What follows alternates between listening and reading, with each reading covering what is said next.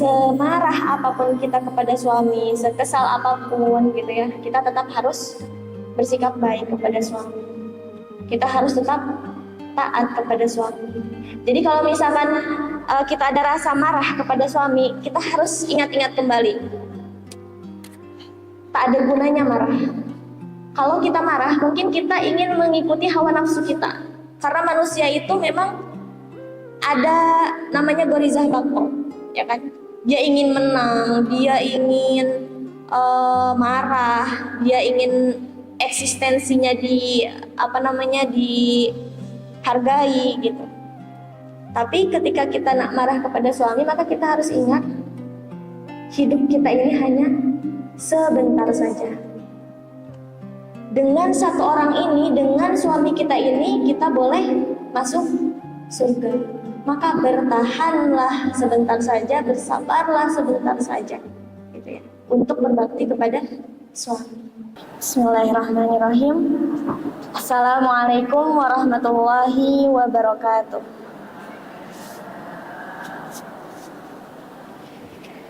Alhamdulillahirabbil alamin, wa bihi nasta'in wa ala umurid dunya waddin.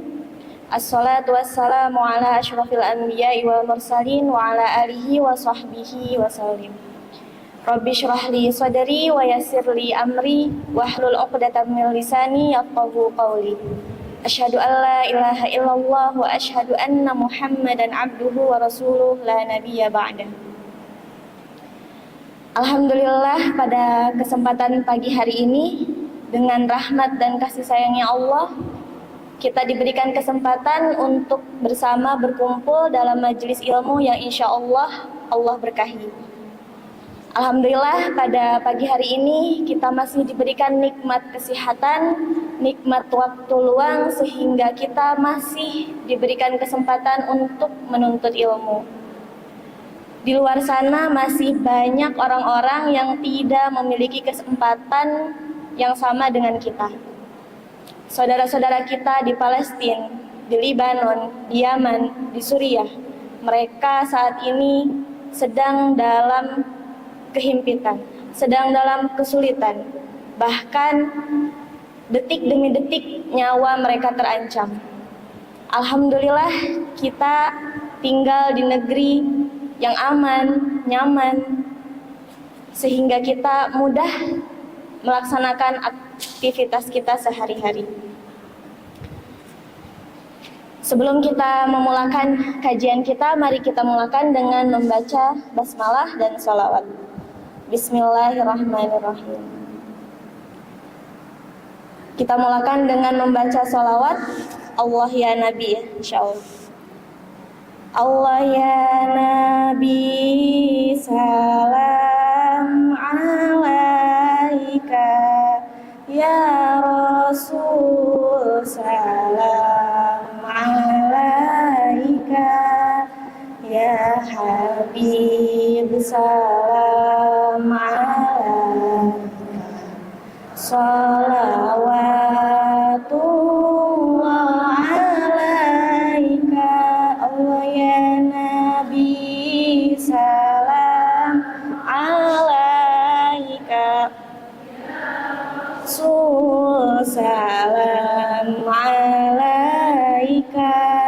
Ya Habib, salam alaika.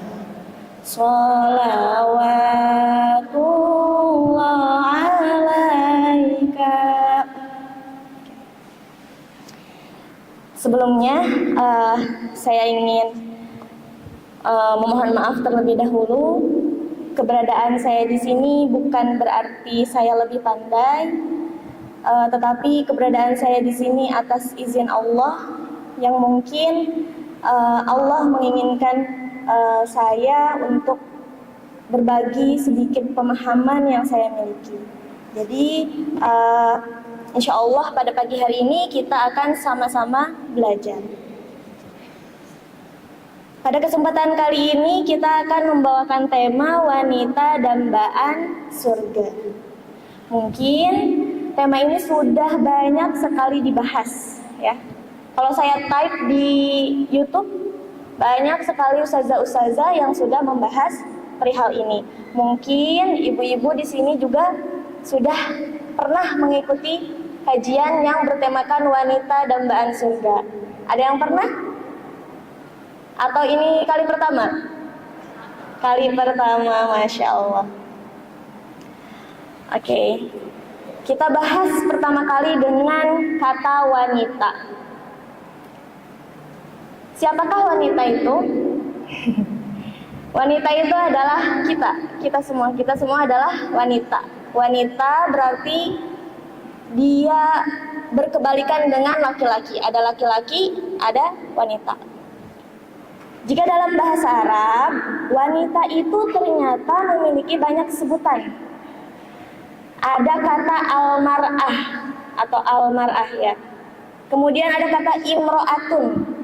Kemudian juga disebutkan dalam Al-Quran ada kata an-nisa. Kemudian juga bintun atau fatat ya. Jadi dalam bahasa Arab banyak sekali nama untuk perempuan. Kalau di bahasa Malaysia atau bahasa Indonesia mungkin kita hanya mengenal wanita atau perempuan. Tapi di sini ada istilah puan dan makci.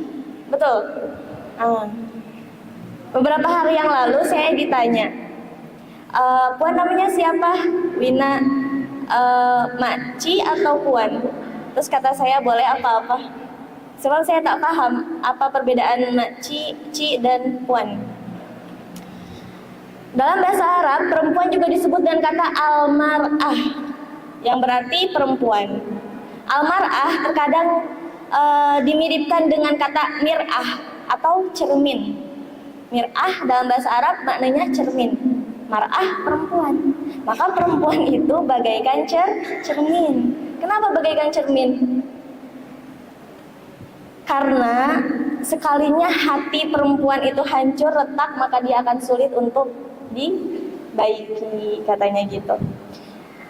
Nah, kemudian mar'ah juga dia menunjukkan kepada seorang wanita yang telah akil balik, yang telah balik, maka kita semua disebut mar'ah. Kemudian ada kata imro'ah.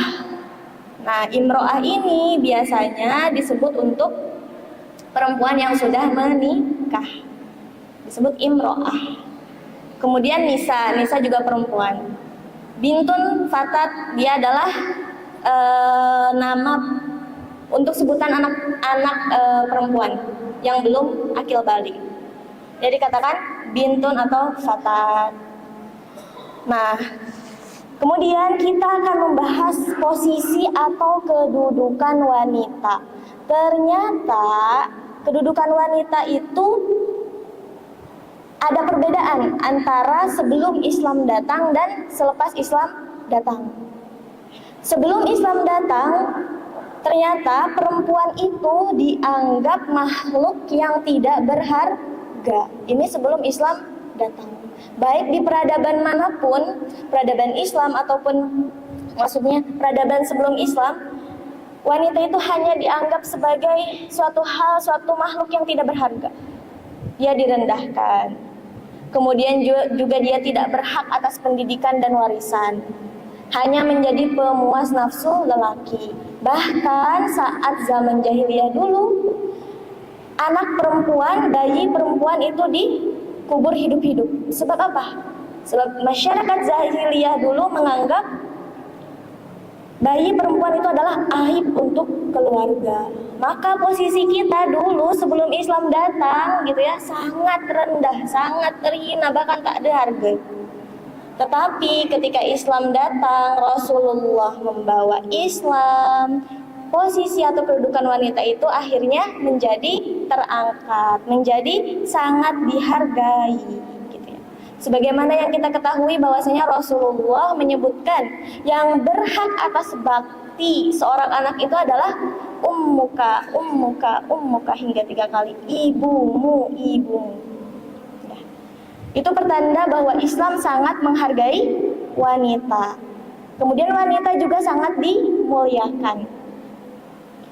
Berhak atas pendidikan dan warisan, juga memiliki peranan penting. Itulah ketika Islam datang, dia betul-betul menjadi rahmatan lil alamin.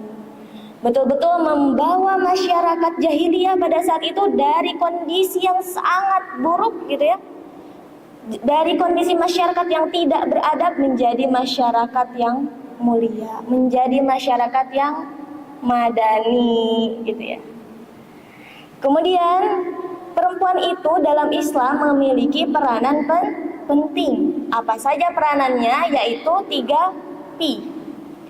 Pertama, sebagai pendamping hidup. Kedua, sebagai pendidik utama. Ketiga, sebagai pengemban dakwah.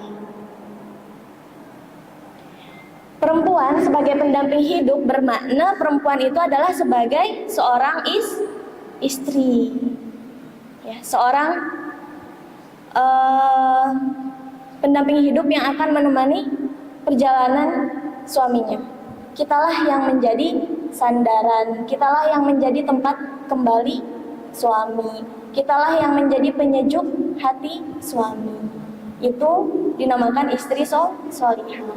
Tapi pada faktanya banyak sekali perempuan-perempuan atau istri-istri yang bukan menjadi penentram hati suami, tapi menjadi apa?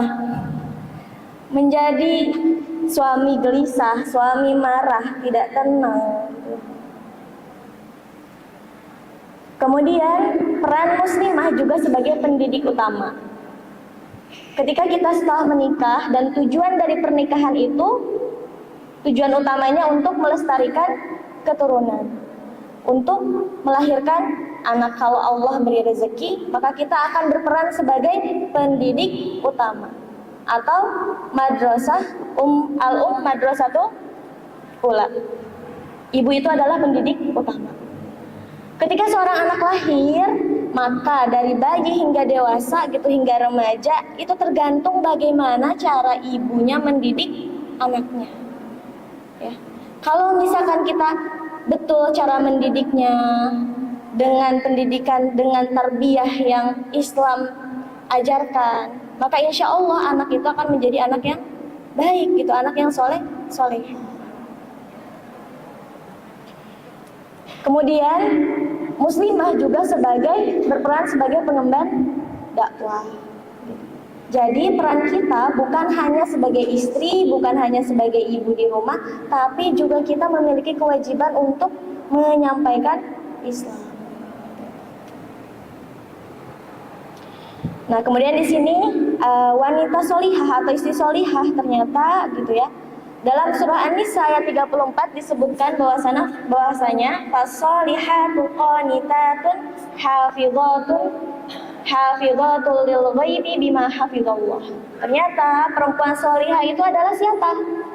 Qanitat. Dia adalah perempuan yang taat. Taat kepada siapa? Taat kepada perintah Allah dan Rasulnya. Kemudian wanita solihah juga dia adalah yang hafidhatun. Dia yang boleh menjaga dirinya.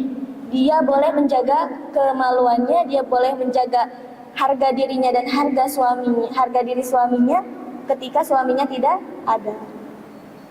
Gitu ya. Jadi perempuan yang solihah itu gitu, pertama adalah wanita yang taat. Ketika Allah memerintahkan kita untuk menutup aurat, maka kita patuh. Ketika Allah merintahkan kepada kita untuk taat kepada suami, maka kita patuh. Meskipun taat kepada suami itu ternyata tidak semudah apa yang kita lisankan. Dulu saya sebelum menikah, dalam hati saya, kalau selepas menikah, saya ingin berusaha untuk patuh terhadap semua apa yang suami saya minta. Pokoknya mau patuh deh, mau taat deh apa-apa. Ternyata setelah menikah, ternyata ujiannya sangat besar. Gitu. Untuk taat kepada suami itu ternyata tidak mudah. Sehingga kenapa Allah janjikan wanita yang taat itu adalah surga? Karena ternyata taat itu tidak mudah. Misalkan malam-malam, kita dah cakap maghrib, dapur sudah tutup, Kita dah tak mau masak lagi, dapur sudah tutup. Tiba-tiba malam-malam suami kita minta untuk buatkan makanan. Suami kita lapar. Akhirnya gitu ya, karena kita memiliki kewajiban untuk khidmat, untuk taat kepada suami, meskipun kita sudah bersih, sudah wangi, maka kita harus pergi lagi, kembali lagi ke dapur untuk memasak. Betul tak? Betul ya. Betul. Jadi peran utama atau kewajiban utama sebagai istri solihah itu adalah khidmat atau taat kepada suami. Apa-apa yang suami perintahkan selama dalam kebaikan, bukan kemaksiatan, maka kita harus ikuti. Misalkan suami nak pergi ke luar kota misalnya, ayo ikut gitu. Terus kita, aduh malas, boleh tak kalau di rumah aja. Nah, hal itu juga sebetulnya tidak baik gitu. Jadi ketika suami meminta, jadi kita harus patuhi, harus berikan. Sebab apa? Sebab suami itu adalah kunci surga dan nerakanya kita. Sebetulnya perempuan ini sangat mudah sekali untuk masuk surga. Mudah. Kuncinya adalah taat kepada suami, mengerjakan sholat, berpuasa, gitu ya. Itu adalah kunci kita masuk surga. Tapi ternyata gitu ya, dalam kehidupannya taat itu memang tidak mudah. Tapi boleh kita upayakan. Ini yang sudah kita bahas tadi, bahwasanya wanita itu sebagai madrasatul ula. Ibu itu adalah sekolah pertama bagi anak-anak kita. Al-ummu madrasatun idza a'adattaha a'adatta sya'ban thayyiban al-a'rab. Al-ummu madrasatun, ibu itu adalah sekolah. Idza a'adattaha, jika kamu menyiapkan perempuan gitu kan, menyiapkan ibu-ibu ini, a'adatta, maka kamu sesungguhnya telah menyiapkan generasi yang baik. Jadi kondisi generasi kita sekarang itu tergantung dengan bagaimana kita mendidik anak-anak kita. Kalau kita tengok kondisi generasi hari ini, sungguh kondisinya sangat miris, sangat menyedihkan gitu. Kenapa? Karena generasi saat ini sudah jauh dari nilai-nilai Islam. Banyak generasi saat ini yang sudah melanggar hukum-hukum Islam yang sangat berat gitu. Anak sekolah rendah, mereka sudah berpacaran, sudah couple gitu ya. Kemudian mereka juga apa? Bahkan ada sekolah rendah, anak sekolah rendah yang sudah berzina. Ada anak-anak yang dia jatuh ke dalam pergaulan bebas. Semua itu adalah peran kita sebagai ibu, sebagai orang tua di rumah, bagaimana kita mendidik anak, mengarahkan anak, menasihatkan anak. Memang tidak dipungkiri bahwasanya hari ini banyak sekali ibu atau wanita gitu ya yang harus bekerja. Betul tak? Karena keterhimpitan ekonomi, tak ada biaya, suami tak mencukup, penghasilannya tidak mencukupi keperluan keluarga. Akhirnya seorang ibu yang pada dasarnya tugas ibu itu ada di rumah, kemudian dia harus keluar untuk bekerja. Gitu ya. Pada akhirnya anaknya terlantar. Ya.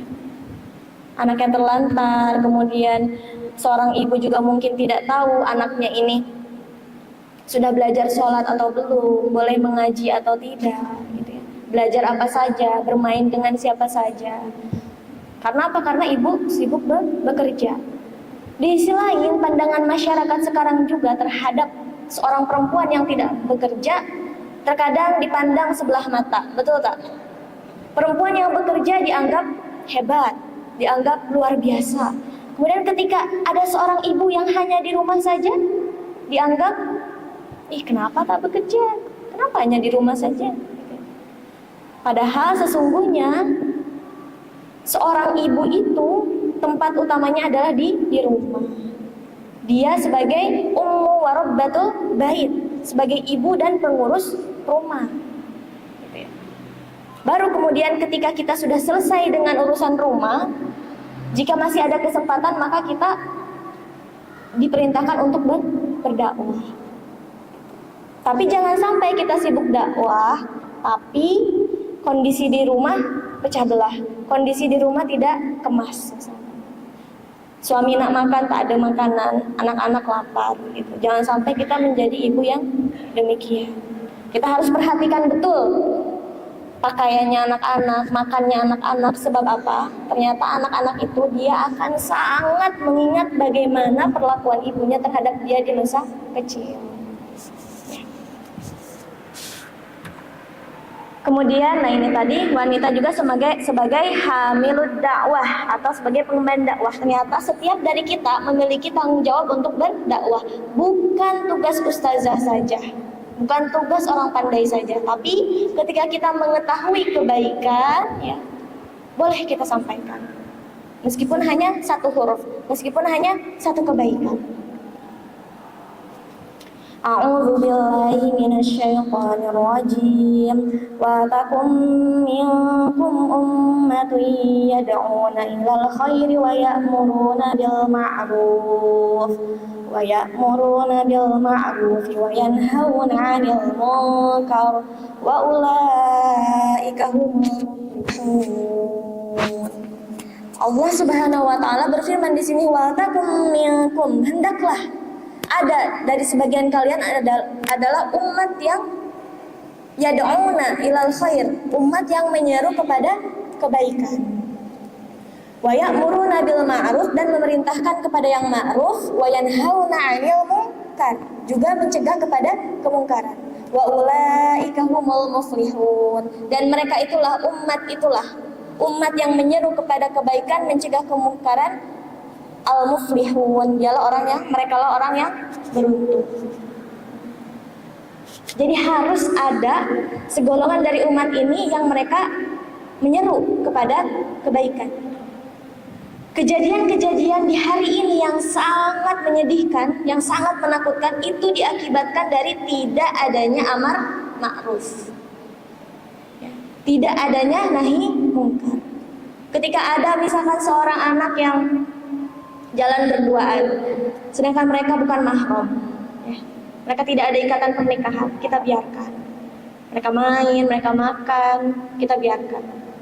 Padahal itu ada tugas kita untuk mengingatkan bahwasanya Allah itu sudah melarang kita untuk mendekati zina, gitu. Dan pacaran itu adalah pintu utama untuk masuk kepada berzina. Di situ kita ada peran untuk saling mengingatkan. Tapi kondisi kita hari ini adalah saling membiarkan, saling abai. Maka kenapa muncullah kerusakan-kerusakan di muka bumi? Karena Allah sudah perintahkan kita harus beramar ma'ruf dan nahi munkar. Kemudian Allah juga berfirman, وَمَنْ أَحْسَنُ قَوْلًا مِمَّنْ دَعَا إِلَى اللَّهِ وَعَمِلَ صَالِحًا وَقَالَ إِنَّنِي مِنَ الْمُسْلِمِينَ. وَمَنْ أَحْسَنُ, dan siapa yang paling baik, qaulan, perkataannya, mimman, daripada orang-orang yang da'a ilallah, yang menyeru kepada Allah. Jadi perkataan terbaik itu adalah perkataan yang menyeru kepada Allah, yang mengajak kepada jalannya Allah. Itulah perkataan yang terbaik. Wa amila sholiha, dan beramal sholih. Wa qala innani, dan dia berkata innani, sesungguhnya, minal muslimin, dari orang-orang muslim. Jadi yang paling baik di antara kita adalah yang paling baik perkataannya, yang mengajak kepada jalannya Allah, yang beramal sholih. Itulah orang-orang yang muslim. Apakah kita sudah menjadi muslim yang demikian? Apakah kita sudah mengajak kepada jalannya Allah? Apakah kita sudah beramal sholih? Semoga kita menjadi perempuan-perempuan, menjadi wanita-wanita yang senantiasa berupaya untuk beramal sholih. Nah, kemudian kita kembali lagi ke tajuk kita, siapakah wanita yang didambakan surga? Apakah kita termasuk di dalamnya? Ternyata ada 4 perkara yang membolehkan wanita masuk surga. Idza shalat al-mar'ah khamsaha wa shamat syahraha wa hafizat farjaha wa ata'at zaujaha qila laha udkhulil jannah min ayyi abwabil jannah syi'ti. Ternyata yang saya sudah sampaikan tadi, ternyata mudah saja untuk perempuan masuk surga. Kuncinya apa? Idza shalat al-mar'ah, jika perempuan itu melaksanakan sholat yang 5 waktu. Di sini Rasulullah tidak menyebutkan kamu harus sholat tahajud, kamu harus sholat duha, kamu harus sholat taubat, kamu harus sholat sunnah rawatib misalkan, tidak. Tapi kata Rasulullah, jika perempuan itu sholat 5 waktu, maka itu sudah boleh menjaminnya masuk surga. Kemudian wasoma syahroha, setelah perempuan ini melakukan sholat yang 5 waktu, kemudian dia juga berpuasa di bulan Ramadan. Jadi kunci pertama adalah sholat 5 waktu, yang kedua berpuasa di bulan Ramadan, yang ketiga adalah wahafidhat farjaha, yaitu menjaga kemaluannya. Seorang muslimah itu harus menjaga iffah dan izzah, kesucian dan kehormatan. Kalau dari perempuan ini sudah hilang kehormatannya, kesuciannya, maka hilanglah kemuliaannya. Dan begitu banyak generasi hari ini yang mereka mengabaikan kehormatannya. Mereka membiarkan kemuliaannya diambil oleh laki-laki yang tidak berhak atas dirinya. Beberapa waktu lalu saya sempat melihat cuplikan video, ada anak masih umur 16 tahun. Terus ditanya, kamu ada pacar? Ada. Kamu sudah berbuat sejauh mana? Terus kata dia, dah login dah. Makna dari login adalah dia sudah melakukan perbuatan suami istri. Padahal itu dia masih berusia 16 tahun. Kenapa dia boleh menjadi sosok yang seperti itu, yang tidak lagi menganggap kehormatannya itu berharga, kesuciannya itu berharga? Boleh jadi di sini anak ini menjadi anak yang demikian, banyak orang-orang sekelilingnya berperan. Mungkin ada ayahnya yang tidak mendidiknya, tidak memberikan kasih sayang yang penuh terhadap anak perempuan ini. Karena ibu-ibu semuanya, jika anak perempuan dia kekurangan kasih sayang dari seorang ayah, maka dia akan mencari kasih sayang itu kepada laki-laki di luar sana. Jadi ketika ada anak laki-laki gitu kan, mendatangi dia, mengucapkan aku sayang kamu, I love you, maka dia akan dengan cepat luluh hatinya. Itu adalah anak yang kurang kasih sayang dari seorang ayah. Makanya di sini dalam pendidikan anak itu ada peran ayah dan ibu, gitu ya. Karena dikhawatirkan tadi ketika dia kurang kasih sayang, kurang tarbiyah dari orang tua, maka dia akan menjadi sosok yang demikian. Mungkin juga ada peran dari ibunya yang tidak mengingatkan, tidak memberikan nasihat, tidak memberitahu bahwa dek ini boleh, ini tidak boleh. Dirimu ini berharga, tubuhmu ini berharga, Allah yang ciptakan, Allah juga memerintahkan kita untuk menjaganya. Kamu hanya boleh memberikan kesucianmu ini kepada laki-laki yang berhak, kepada laki-laki yang akan menikahimu nanti. Kemudian perempuan yang dijamin masuk surga adalah perempuan yang wa'ata'at zaujaha, dia yang taat kepada suaminya. Jadi semarah apapun kita kepada suami, sekesal apapun gitu ya, kita tetap harus bersikap baik kepada suami. Kita harus tetap taat kepada suami. Jadi kalau misalkan kita ada rasa marah kepada suami, kita harus ingat-ingat kembali. Tak ada gunanya marah. Kalau kita marah, mungkin kita ingin mengikuti hawa nafsu kita. Karena manusia itu memang ada namanya gorizah bako, ya kan? Dia ingin menang, dia ingin marah, dia ingin eksistensinya dihargai gitu. Tapi ketika kita nak marah kepada suami, maka kita harus ingat hidup kita ini hanya sebentar saja. Dengan satu orang ini, dengan suami kita ini, kita boleh masuk surga. Maka bertahanlah sebentar saja, bersabarlah sebentar saja, gitu ya, untuk berbakti kepada suami. Qilalaha, dikatakan kepadanya, udkhulil jannah, masuklah kamu ke dalam surga, min ayyi abwabil jannah syiti, masuklah ke dalam surga dari pintu manapun yang engkau inginkan. Jadi Masya Allah sekali, perempuan itu ternyata sangat mudah masuk surga. Kuncinya hanya 4. Yang pertama sholat 5 waktu, yang kedua berpuasa di bulan Ramadan, yang ketiga menjaga kemaluannya, yang keempat taat kepada suami, gitu ya, Masya Allah. Jadi perempuan itu sudah diberikan tiket khusus yang tidak diberikan kepada laki-laki, gitu ya. Laki-laki dia tidak memiliki jaminan untuk masuk surga, tapi kita memiliki jaminan. Selama hidup kita fokus aja ke 4 hal ini. Sholat 5 waktu kita jaga.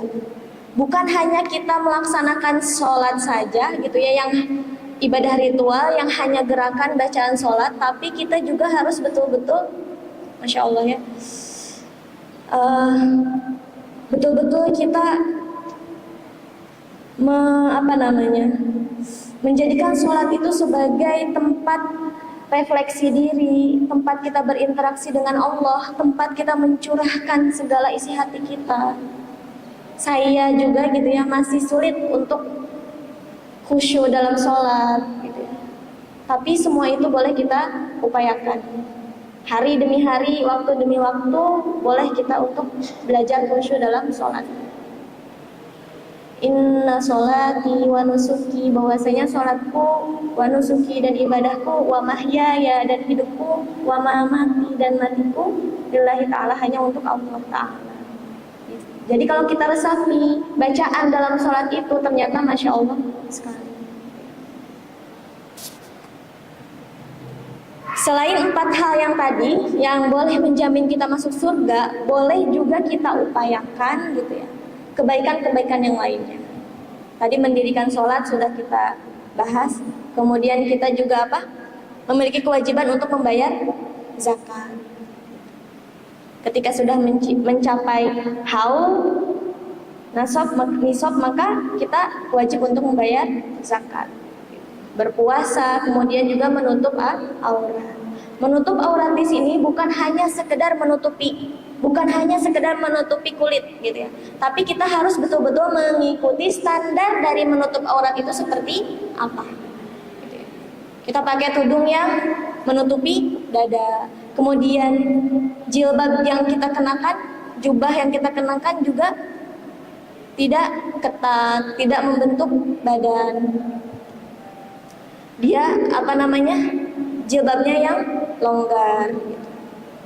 Begitu banyak sekarang, gitu ya, apalagi di Indonesia. Kalau di Malaysia saya melihat masih banyak orang-orang yang menutup aurat, ibu-ibu, maci-maci, hampir semua lah pakai tudung, ya kan, pakai tudung labu. Tapi kalau di Indonesia, jiran-jiran sekeliling kita masih banyak yang belum menutup aurat. Pergi ke kedai runcit, dia hanya pakai baju pendek, kemudian tak pakai tudung.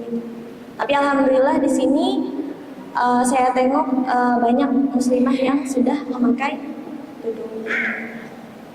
Karena ternyata menutup aurat ini tuh dia perintah dari Allah, tapi juga sebetulnya untuk melindungi diri kita dari pandangan laki-laki yang tidak baik. Di sisi lain, laki-laki diperintahkan untuk ghaddul basar atau menundukkan pandangan. Dan di sisi lain, perempuan juga diperintahkan untuk menutup aurat. Jadi kita sebetulnya saling tolong-menolong, gitu.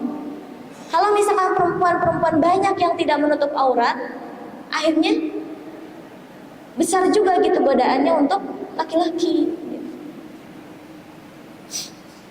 Nah, kemudian karakteristik wanita yang didambakan surga, dia juga menjaga pergaulan, menjaga interaksi dengan lawan jenis. Meskipun kita misalkan sudah dewasa, sudah ibu-ibu, sudah makcik-makcik, kita juga tetap memiliki kewajiban untuk menjaga pergaulan, menjaga interaksi. Interaksi dengan lawan jenis itu hanya diperbolehkan dalam perkara yang syar'i. Ketika kita memiliki hajat untuk berjual beli, maka itu diperbolehkan. Ketika kita berhajat untuk belajar kepada ustadz gitu ya, itu juga diperbolehkan. Tapi bukan belajar yang di satu ruangan tertutup kemudian hanya ada ustadz dan kita aja yang belajar berdua misalkan. Nah, itu juga tidak boleh. Harus di ruangan terbuka. Itu menjaga pergaulan. Kalau kita tengok di kehidupan sehari-hari kita, kadang masih banyak juga gitu yang belum menjaga interaksi. Padahal gitu ya, interaksi antara perempuan dan laki-laki yang bukan mahram itu adalah pintu kepada perzinahan, pintu kepada kecekcokan dalam rumah tangga. Begitu banyak rumah tangga yang rusak, rumah tangga yang rapuh disebabkan apa? Perselingkuhan. Perselingkuhan di sini apa? Berlaku curang, ya kan? Seorang istri misalkan dengan suami orang lain. Awalnya mungkin hanya ngobrol atau borak macam biasa saja, gitu. Makan bersama, akhirnya nyaman, akhirnya minta dihantar balik. Gitu. Ternyata lama-lama dekat, nyaman, akhirnya berlakulah kecurangan. Padahal na'udzubillah min dzalik. Itu adalah sesuatu hal yang Allah larang. Kita yang sudah menikah, gitu, ketika na'udzubillah ketika berzina, maka hukumannya adalah rajam, ya kan? Dia yang berzina muhsan. Yang berzina ghairu muhsan, dia dicambuk. Tapi itulah kondisi kita hari ini, sangat miris gitu ya. Karena kita sudah tidak lagi dalam suasana kehidupan Islam, akhirnya kehidupan kita pun di beberapa sisi jauh dari Islam. Perempuan dan laki-laki campur baur, ya kan? Berikhtilat, berkholwat. Bahkan anak sekarang dia sudah berani untuk berkholwat. Ini disebabkan apa? Disebabkan memang kurangnya pendidikan Islam terhadap mereka. Atau mungkin mereka belajar pendidikan Islam di sekolah, tapi tidak sampai ke hati mereka, tidak sampai menjadi pemahaman. Hanya menjadi maklumat saja dalam pikiran mereka, hanya menjadi maklumat untuk menjawab soalan dalam ujian. Itulah fakta dari pendidikan Islam hari ini. Belajar bukan untuk diamalkan, tapi hanya untuk menjawab soalan. Padahal sejatinya Islam datang itu adalah untuk kita amalkan. Namanya juga panduan hidup gitu kan ya, Al-Quran panduan hidup. Tapi hari ini Al-Quran tidak lagi dijadikan sebagai panduan hidup, hanya sekedar menjadi bacaan. Atau mungkin banyak dari kita juga yang bahkan tidak istiqomah membaca Al-Quran. Padahal Al-Quran itu adalah kitab istimewa yang Allah berikan untuk kita supaya hidup kita ini berjalan di jalan yang lurus. Ibu-ibu yang dirahmati Allah, perlu kita ingat-ingat kembali bahwasanya dunia ini adalah tempat persinggahan, tempat perhentian, tempat persinggahan. Yang namanya singgah lama atau sejenak? Sejenak kan, sebentar kan? Dan di sini itu Allah perintahkan kita untuk mempersiapkan perbekalan untuk menuju akhirat nanti. Jadi kita gunakan kesempatan kita, usia kita untuk banyak-banyak beramal sholih. Dan amal sholih ini sangat banyak sekali macamnya, gitu kan.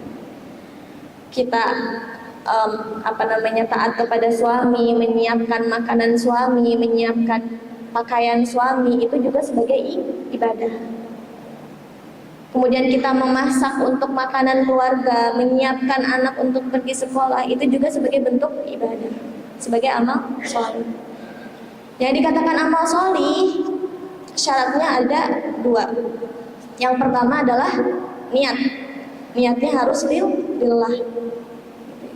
Kemudian yang kedua, caranya benar. Itu yang dikatakan amal sholih. Kalau misalkan niat kita sudah lillah tapi caranya tidak benar, maka dia tidak dianggap sebagai amal sholih.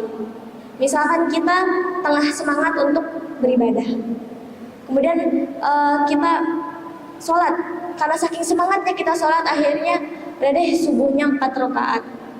Nah, berarti itu caranya tidak benar, tidak sesuai dengan yang Rasulullah tuntunkan, maka tidak dianggap sebagai amal sholih.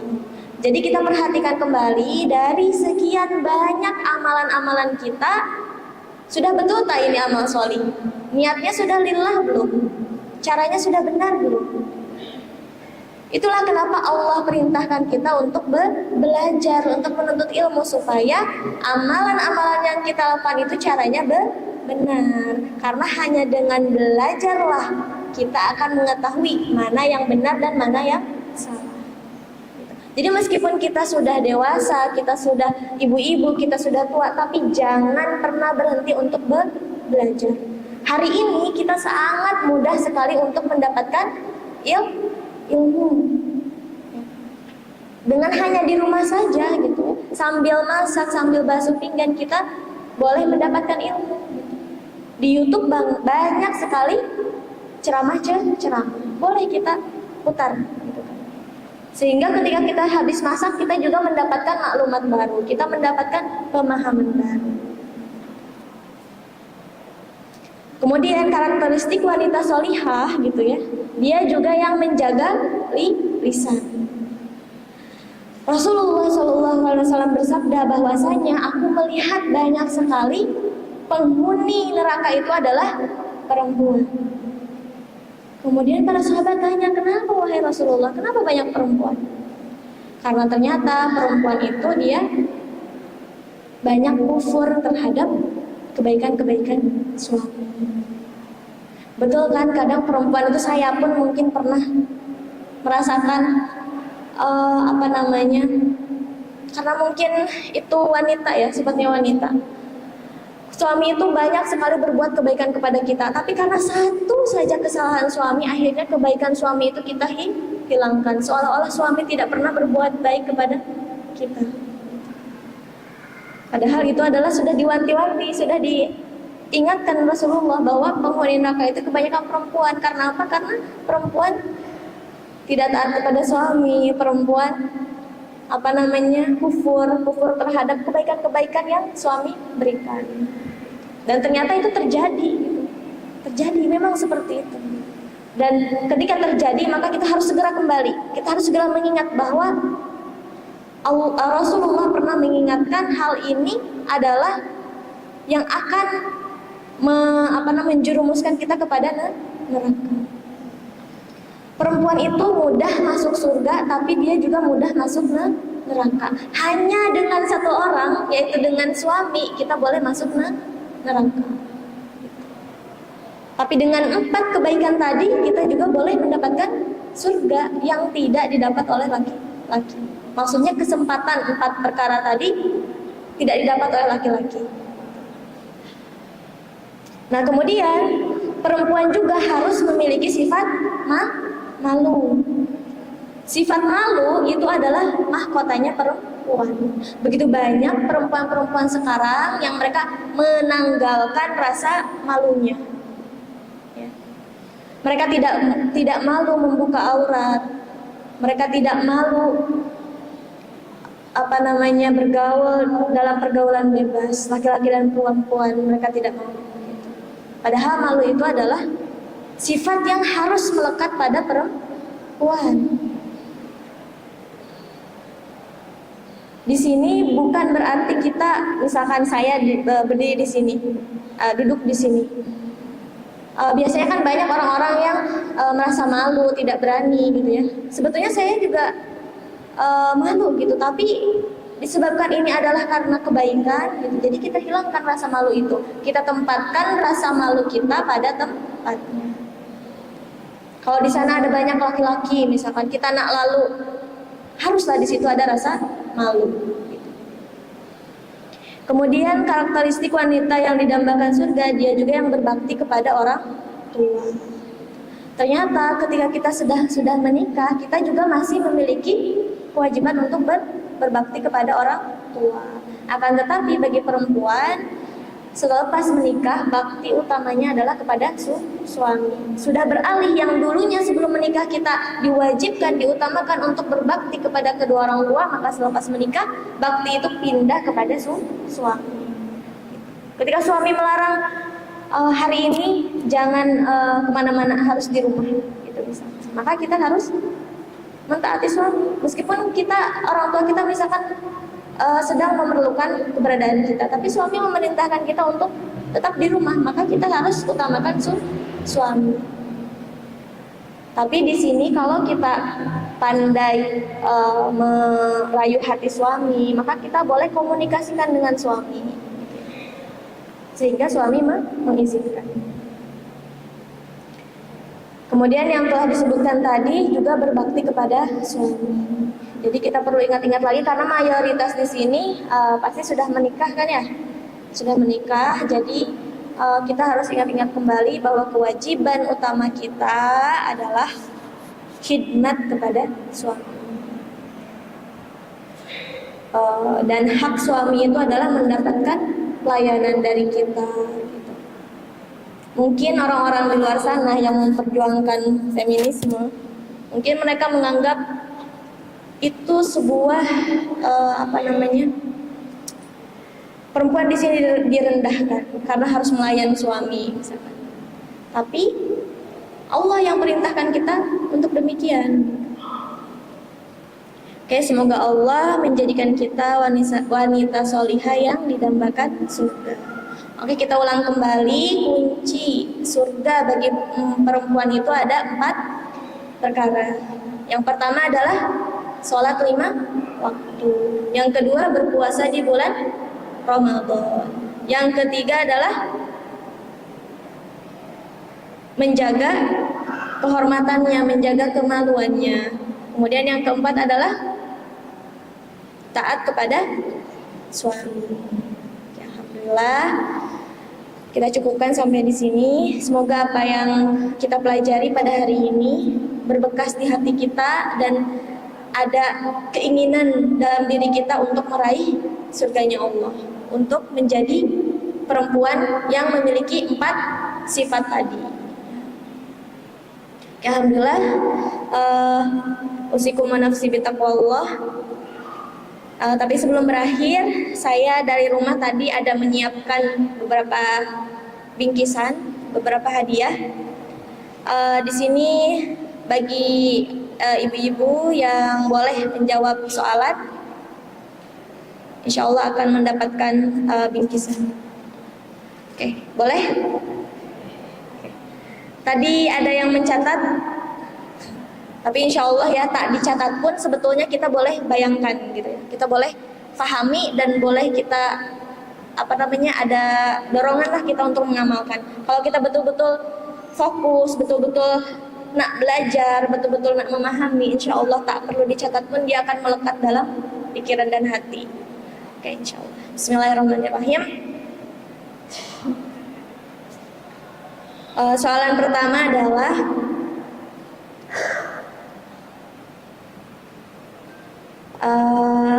apa saja peranan wanita?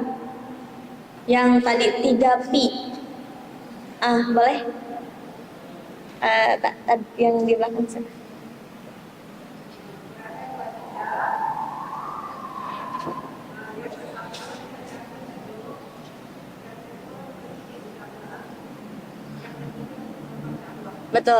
Betul. Yang pertama adalah pendamping hidup, yang kedua adalah pendidik utama, yang ketiga adalah pengemban dakwah. Itulah peranan perempuan.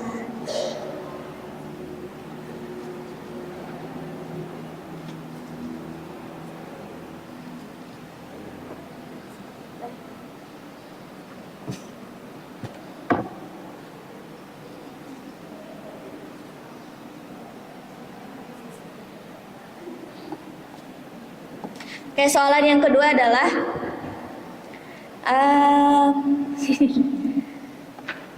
Sebutkan 4 perkara yang boleh memasukkan wanita ke dalam surga. Aduh banyak, tapi yang di belakang lebih dulu boleh. Oke. Masih ada pertanyaan lagi. Oke. Yang pertama,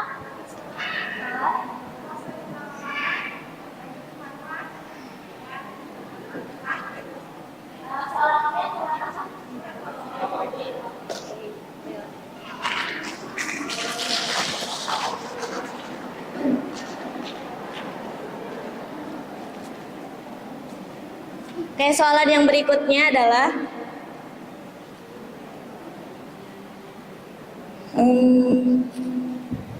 sekejap.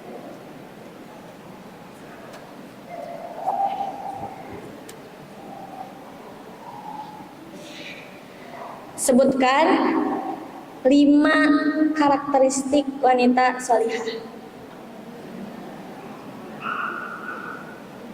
Boleh.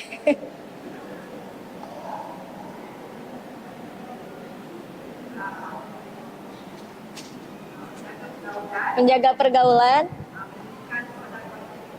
mendirikan sholat wajib, membayar zakat, menjaga lisan, memiliki sifat malu. Oke, alhamdulillah, barakallahu fi.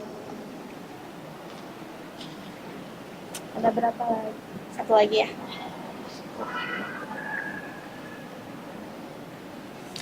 Oke. Soalan ini di luar dari pembahasan. Ya. Maksudnya tidak disebutkan saat pembahasan, tapi insya Allah mungkin ada yang tahu. Sebutkan 4 wanita yang dijamin masuk surga. Yang sana sudah menjawab. Boleh ada yang lain? Yang belum menjawab? 4 wanita yang dijamin masuk surga, boleh?